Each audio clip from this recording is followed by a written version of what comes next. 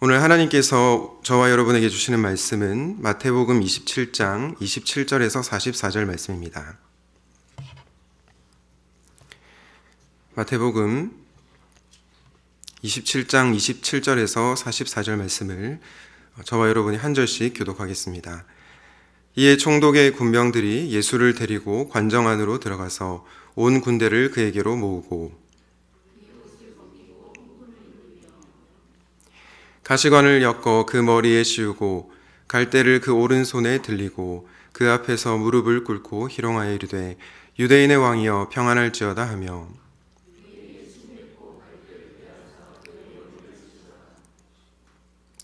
희롱을 다한 후 홍포를 벗기고 도로 그의 옷을 입혀 십자가에 못 박으려고 끌고 나가니라.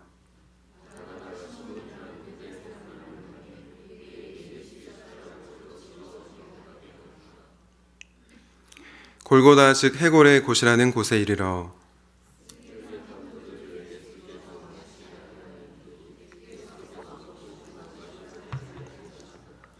그들이 예수를 십자가에 못 박은 후에 그 옷을 제비 뽑아 나누고 그 머리 위에 이는 유대인의 왕 예수라 쓴 죄패를 붙였더라.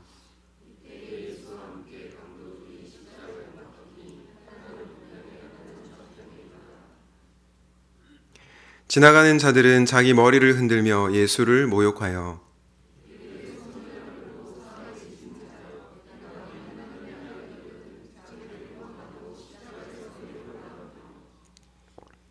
그와 같이 대제사장들도 서기관들과 장로들과 함께 희롱하여 이르되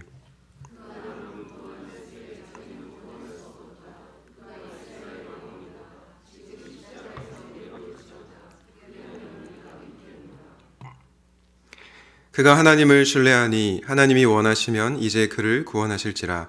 그의 말이 나는 하나님 아들이라 하였도다 하며 함께 십자가에 못 박힌 강도들도 이와 같이 욕하더라. 아멘. 오늘은 자발적 제한의 왕이라는 제목으로 말씀을 전하도록 하겠습니다. 여러분 2019년도에 개봉한 두 교황이라는 영화가 있습니다. 이 영화의 주인공으로 나오는 두 교황 중에 한 명은 베네딕토 16세이고 나머지 한 명은 프란치스코 추기경입니다. 그런데 이 둘이 달라도 너무 다릅니다. 베네딕토 16세는 보수적인 성향을 지닌 교황으로 동성애와 이혼 등 사회적 문제에 대해서 굉장히 엄격하고 보수적인 태도를 취합니다. 반대로 프란치스코 추기경은 진보적인 성향을 지닌 교황으로 가난한 자들을 돌보는 일에 앞장섭니다. 그런데 알고 봤더니 이 두 사람 모두 그렇게 정의로운 사람들이 아니었습니다. 베네딕토 16세는 2010년 가톨릭 사제의 아동 성추행에 대해서 침묵했습니다. 진상을 파악하고 정의 구현을 했어야 하는 그 교황이 그렇게 하지 않았던 것이죠. 반면에 프란치스코 추기경은 자신이 젊었던 당시가 아르헨티나의 군사 독재 시절이었는데 다른 신부들을 팔아 넘긴 적이 있었던 겁니다.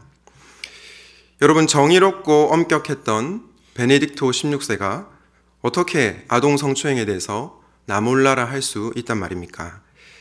정의를 그렇게 외치던 프란치스코 추기경이 어떻게 권력에 굴복해서 동료 신부들을 팔아 넘길 수 있다는 말입니까?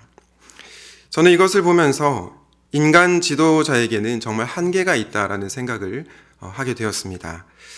그렇게 사람들의 존경을 받았고 훌륭했던 두 교황도 죄인일 수밖에 없다는 사실이 깨달아졌습니다. 그러면서 우리에게 정말 참된 소망을 주는 지도자가 필요하겠다라는 생각을 하게 되었습니다. 그런데 성도 여러분, 도대체 누가 우리의 참된 지도자가 될 수 있습니까? 저는 오직 예수 그리스도밖에는 우리에게 참된 소망을 주시는 지도자가 없다고 생각합니다. 그러므로 우리는 예수 그리스도를 만나야 합니다. 그분을 만날 때 우리에게 참된 소망이 생길 수 있는 것입니다. 오늘은 우리의 참된 지도자 되시는 예수님을 묵상하려고 하는데요. 바라기는 묵상하실 때 이 예수님으로 말미암아 참된 소망을 갖게 되시기를 주님의 이름으로 축복합니다. 참된 소망을 주시는 예수님은 어떤 분이신가? 첫 번째로 그분은 자발적으로 십자가를 지신 분이십니다. 예수님께서 십자가를 어떻게 지셨다고요? 자발적으로 지셨습니다. 억지로 의무감으로가 아니라 기꺼이 기쁨으로 자발적으로 십자가를 지셨습니다. 존 파이퍼 목사님께서 결혼 기념일 이야기한 것을 저의 버전으로 각색해서 얘기를 좀 드리려고 하는데요. 제가 저희 아내와 2008년도에 결혼을 했습니다. 2028년이 되면 20주년이 되는데요. 20주년 기념으로 제가 꽃다발 200송이를 산다고 가정해 봅시다. 그리고 20주년 결혼 기념일에 저희 아내에게 200송이 꽃을 이렇게 선물로 주는 거죠. 그러면 저희 아내가 어떻게 반응할까요? 여보, 미쳤어? 이렇게 하진 않겠죠. 네. 너무 고마워, 감동적이야. 이렇게 말을 할 겁니다. 그런데 제가 이렇게 얘기하는 겁니다. 여보, 결혼 기념일에 꽃 주는 게 의무라서 내가 여보한테 꽃 주는 거야. 파더와이즈에서 꽃 주는 게 당연한 의무래. 이렇게 하면서 꽃을 준다고 생각해 봅시다. 그러면 어떨까요? 저희 아내는 별로 기분이 좋지 않을 겁니다. 그런데 반대로 제가 저희 아내를 너무 사랑해서 자원하는 마음으로 기쁨으로 꽃을 사서 준다면 어떻게 될까요? 당연히 기쁘겠죠. 200송이가 아니라 꽃 한 송이만 준다고 해도 저희 아내는 기쁠 것입니다. 여러분, 무엇의 차이입니까? 의무감이냐 자발성이냐, 그 차이인 것입니다. 이렇게 자발성이라고 하는 것은 관계에 있어서 너무나 중요합니다. 오늘 보면 32절에 보니까 이렇게 말씀하고 있습니다. 나가다가 시몬이란 구레네 사람을 만나매 그에게 예수의 십자가를 억지로 지워 가게 하였더라. 예수님께서 체포되어 재판받던 날 구레네 시몬은 유월절을 지키기 위해서 예루살렘을 찾았습니다. 그런데 유월절 전날 재판이 열렸고 사형 언도를 받은 한 죄수가 무거운 십자가를 지고 언덕으로 오르고 있었죠. 그는 지쳐서 자주 넘어졌고 로마 병사는 십자가를 대신 질 사람을 찾았습니다. 그때 발탁된 사람이 바로 구레네 시몬이었던 것입니다. 여러분, 구레네 시몬은 자신이 자원하여 십자가를 진 것이 아니었습니다. 말씀에 나왔듯이 억지로 누군가가 지게 한 십자가였습니다. 그럼에도 불구하고 이후 로마서 16장 13절 말씀에 보면 이 시몬의 아들 루포가 주 안에서 택함을 받았다라고 하는 굉장히 은혜로운 말씀이 나오는 것을 볼 수 있습니다. 그런데 여러분, 놀라운 사실은요, 우리 예수님께서 친히 지신 십자가는 억지로가 아니라 자발적으로 지신 십자가였다는 것입니다. 간혹 어떤 분들이 예수님께서 십자가에 달리시기 전에 이 잔을 내게서 지나가게 하옵소서, 이 말씀 때문에 예수님이 십자가를 지기 싫어했다, 억지로 지셨다라고 생각하는 분들이 있는 것 같습니다. 그런데 예수님께서 이렇게 절규하셨던 이유는 그렇게 사랑하시던 그 아버지와 단절되는 고통이 싫어서 그랬던 것이지 십자가를 지기 싫어서가 아니었던 것입니다. 그분이 십자가를 지기 싫은데 자원하는 마음 없이 억지로 진 것이 아니라는 것입니다. 예수님은 기쁨으로 자원하여 십자가를 지셨습니다. 우리 히브리서 12장 2절 말씀을 같이 한번 읽도록 하겠습니다. 시작. 믿음의 주요 또 온전하게 하시는 이인 예수를 바라보자. 그는 그 앞에 있는 기쁨을 위하여 십자가를 참으사 부끄러움을 개의치 아니하시더니 하나님 보좌 우편에 앉으셨느니라. 여러분, 예수님께서 십자가를 참으신 것이 무엇 때문이라고 얘기하고 있습니까? 그 앞에 있는 기쁨을 위하여라고 말씀하고 있습니다. 하나님 보좌 우편에 앉게 될 것이라는 기쁨, 그리고 죄인들을 구원하게 될 것이라는 그 기쁨이 예수님으로 하여금 자발적으로 십자가로 향하게 만든 것입니다. 죄인인 우리를 사랑하셔서 구원을 베풀고자 하는 그 자발적인 열망이 예수로 하여금 십자가를 지게 하신 것입니다. 사랑하는 성도 여러분, 고난주간 우리가 묵상해야 할 예수님은 어떤 분이십니까? 그분은 자발적으로 십자가를 지신 분이십니다. 기꺼이 기쁨으로 저와 여러분을 위해서 십자가를 지신 분이십니다. 우리를 위해서 자발적으로 십자가를 지신 그 예수님을 기억하고 찬양하는 시간이 되시기를 예수님의 이름으로 축복합니다. 우리에게 참된 소망을 주시는 예수님은 누구신가? 두 번째로, 그분은 능력을 제한하시는 분이십니다. 능력을 제한하시는 분. 여러분은 능력하면 어떤 단어가 떠오르십니까? 아마 모든 것을 할 수 있는 능력, 모든 것을 할 수 있는 능력, 힘, 이런 것들이 떠오를 겁니다.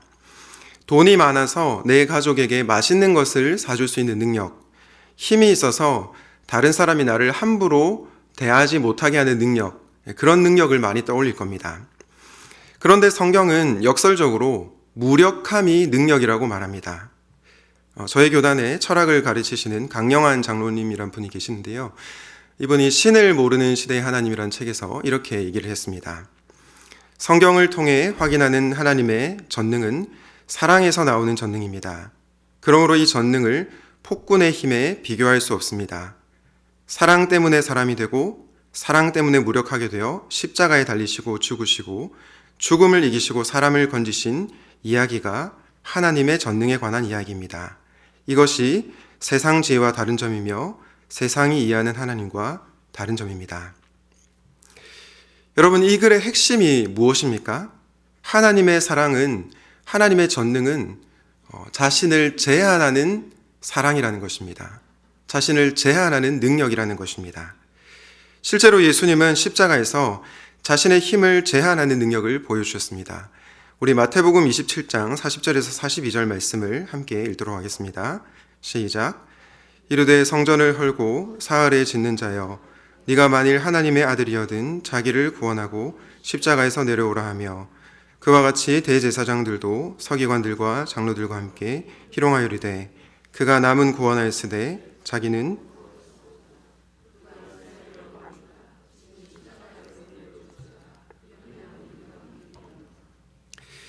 여러분, 지금 예수님을 십자가에 못 박은 이들이 뭐라고 얘기하고 있습니까? 네가 만일 하나님의 아들이여든 자기나 구원하고 십자가에서 내려오라 말씀하고 있습니다. 그리고 대제사장들과 서기관들과 장로들도 함께 조롱하고 있습니다. 십자가에서 내려오지도 못하는 주제에 무슨 남을 구원한다고 하는 말이냐라고요. 여러분, 예수님께서 정말로 십자가에서 내려올 능력이 없으신 분이십니까? 정말로 힘이 없어서 무능하셔서 십자가에서 내려오지 못하신 것입니까? 아닙니다. 예수님은 모든 만물을 통치하시고 다스리시는 하나님으로 마음만 먹으면 충분히 십자가에서 내려오실 수 있습니다. 그런데 왜 그분이 십자가에서 내려오지 않으신 것입니까? 자신의 능력을 제한한 것입니다. 저와 여러분을 구원하시기 위해서 당신의 능력을 제한하신 것입니다. 이것이 진정한 사랑의 능력이 아니고 무엇이겠습니까? 여러분, 왜 오늘날 많은 교회와 기독교인들이 힘으로 자신의 존재를 증명하려고 할까요? 어쩌면 십자가에 달리신 하나님의 전능에 대해서 무지하기 때문 아닐까요? 적어도 제가 아는 예수님은 무력하게 죽으심으로 그분의 강함을 나타내셨습니다. 그런데도 많은 사람들이 그분의 방식이 마음에 들지 않습니다. 심지어 기독교인들조차 그분의 방식이 마음에 들지 않습니다. 그래서 오늘날 기독교의 모습이 어떻게 변질되었습니까? 소통하기보다 소탕하려고 하는 기독교, 십자가가 아니라 십자군으로 승리하려는 기독교로 변질되었습니다. 그런데 이런 모습은 우리 예수님의 모습과는 한참 거리가 멀다는 것입니다. 예전에 군대에서 저를 엄청나게 괴롭히던 상병이 있었고 저에게 한없이 관대했던 병장이 있었습니다. 여러분, 제가 누구에게 마음이 열렸을까요? 당연히 병장에게 마음이 열렸습니다. 생각해보니까 그런데 병장이 상병을 시켜서 갈구는 것일 수 있겠다 이런 생각이 듭니다. 네. 어쨌든 저는 저를 괴롭히던 상병에게 마음이 열린 것이 아니라 저에게 관대하게 됐던, 능력은 훨씬 많지만 그 능력으로 저를 제압하지 않았던 그 병장에게 마음이 열렸다는 것입니다. 여러분, 이것이 어떤 능력입니까? 자신을 제한하는 능력, 사랑의 능력입니다. 사랑하는 성도 여러분, 여러분은 자신의 능력을 제한하신 예수님을 얼마나 알고 계십니까? 어떤 것을 할 수 있는 능력보다 할 수 있는데 하지 않는 능력이 더 큰 능력입니다. 예수님께서는 힘을 사랑하신 분이 아니라 사랑의 힘을 가지신 분이셨습니다. 그래서 당신의 능력을 제한하신 것입니다. 바라기는 저와 여러분을 구원하시기 위해서, 저와 여러분을 사랑하셔서 그분의 능력을 제한하신 예수님을 오늘 이 시간 만나게 되시기를 주님의 이름으로 축복합니다. 지금까지 우리는 저와 여러분에게 참된 소망을 주시는 진정한 지도자이신 예수님을 묵상했습니다. 그분은 자발적으로 십자가를 지신 분이셨고 자신의 능력을 제한하신 사랑의 하나님이셨습니다. 그렇다면 참된 소망을 주시는 예수님의 마지막 이름은 무엇일까요? 바로 왕이신 하나님이십니다. 우리는 예수님께서 자발적으로 십자가를 지셨고 자신의 능력을 제한하셨다고 해서 그분을 낮고 천한 분으로 여겨서는 안 됩니다. 왜냐? 예수님은 온 만물을 통치하시는 왕이시기 때문입니다. 우리 마태복음 27장 37절 말씀을 다 같이 한번 읽어보도록 하겠습니다. 시작. 그 머리 위에 이는 유대인의 왕 예수라 쓴 죄패를 붙였더라. 여러분, 마태가 지금 예수님을 어떻게 기록하고 있습니까? 이는 유대인의 왕 예수다. 이 구절의 병행 구절인 마가복음 15장 26절에 보면 이는이 빠지고 그냥 유대인의 왕이라고 되어 있습니다. 어쩌면 스쳐 지나갈 수도 있는 구절이지만 마태가 그냥 유대인의 왕이라고 하지 않고 이는 유대인의 왕이라 라고 기록한 것은 의도가 담긴 것입니다. 바로 예수님께서 왕이시다라는 것을 강조하기 위함입니다. 사실 예수님은 유대인의 왕일 뿐만 아니라 만왕을 통치하시는 왕이십니다. 골로새서 1장 15절 16절입니다. 그 아들은 보이지 않는 하나님의 형상이시오 모든 피조물보다 먼저 나신 분이십니다. 만물이 그분 안에서 창조되었습니다. 하늘에 있는 것들과 땅에 있는 것들, 보이는 것들과 보이지 않는 것들, 왕권이나 주권이나 권력이나 권세나 할 것 없이 모든 것이 그분으로 말미암아 창조되었고 그분을 위하여 창조되었습니다. 여러분, 이 말씀이 무슨 말이겠습니까? 예수님께서 모든 만물을 통치하시는 왕이시라는 것입니다. 그래서 모든 왕권과 모든 주권과 모든 권력이 그분 앞에 다 엎드려야 하는 것입니다. 그러므로 예수님은 높으신 왕이신 것입니다.